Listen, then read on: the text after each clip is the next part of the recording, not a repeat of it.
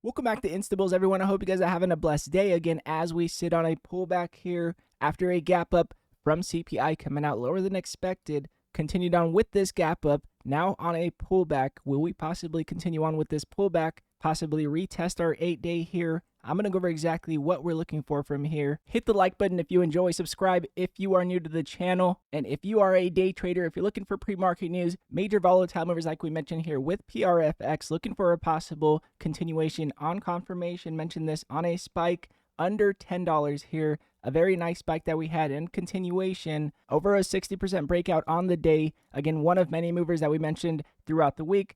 Go to instabills.com in the description below, and for only $15 a month, you will never miss a breakout alert throughout the day again. Let's jump into this one.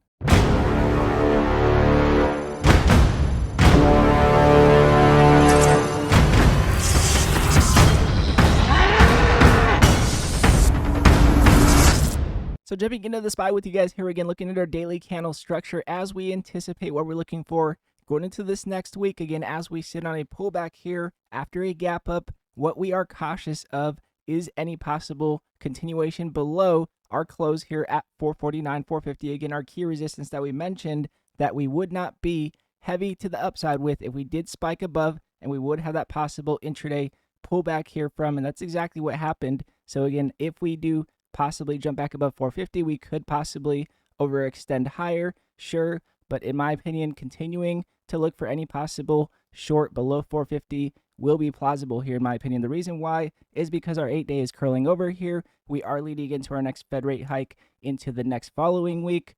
And with that said, in my opinion, looking for any possible bearish candle structure as we overextend higher here will be key. I know that we just got our increase in buy pressure, continuing to increase in buy pressure after decreasing in sell pressure that we have been keeping an eye on. And now with our 12 continuing above our 26 that we mentioned from a couple days ago, we were curling up looking to see if we can cross higher here, and we have been continuing on higher thanks to our decrease in CPI. Now looking at our weekly candle structure will show us where we may be headed leading into this next week. And in my opinion, with a gap up here, we do need to consider that we have possible consolidation to come. Even if we do overextend, that we would possibly have a wick to the upside and a possible pullback here as we lead into our next Fed rate hike the next following week. So again, in my opinion, we do have a possible pullback that is plausibly coming at some point soon. And in my opinion, our 450 level is going to be very key. If we happen to continue on below 450 into this next week, again, we have our 447.50 key intraday level that in my opinion we could gap and continue on below, in my opinion, if we did continue on lower. So again, our 447.50 level will be that continuation on lower to retest our 8-day moving average.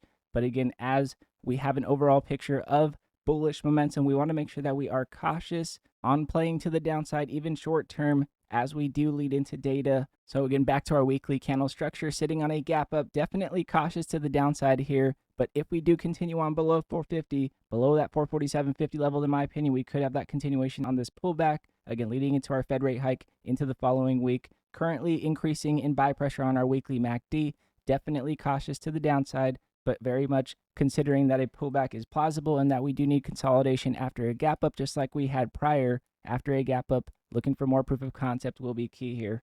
Now looking at our monthly chart as we lead into this next week, leading into our next Fed rate hike, we do have possible room to the upside. Our prior major gap down that we had here at 453.50 would be that possible retest. But in my opinion, even if we did continue on higher on a possible retest, we would look for any possible wicks to the upside, any possible major pullback on a possible retest on our 8 monthly moving average that we still do need, since we have not crossed back above our 21 monthly moving average yet. So again, that's what we're looking for here. Any possible bearish case scenario on a pullback will be those larger reaction moves.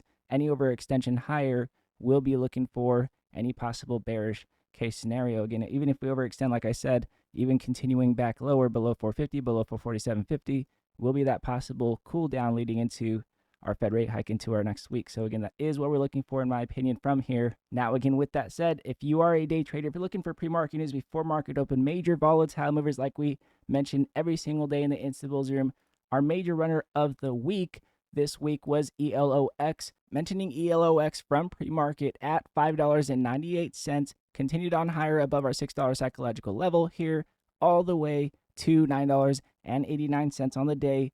just below our $10 psychological level, continued on above that psychological level later on in the day, up to $12 into extended hours, over 100% on the day overall. A very nice break that we had above pre-market high. Any major mover that you want to be watching, any key level that you want to be watching on major movers, go to instabills.com in the description below. And for only $15 a month, you will never miss a breakout alert throughout the day again. And again, all of you Instabills, I appreciate every one of you guys for supporting the channel. Looking forward to going at it this week as we lead into our next Fed rate hike into the next week. And again, if you guys do like this video, it does help the channel grow, and I do appreciate it very much.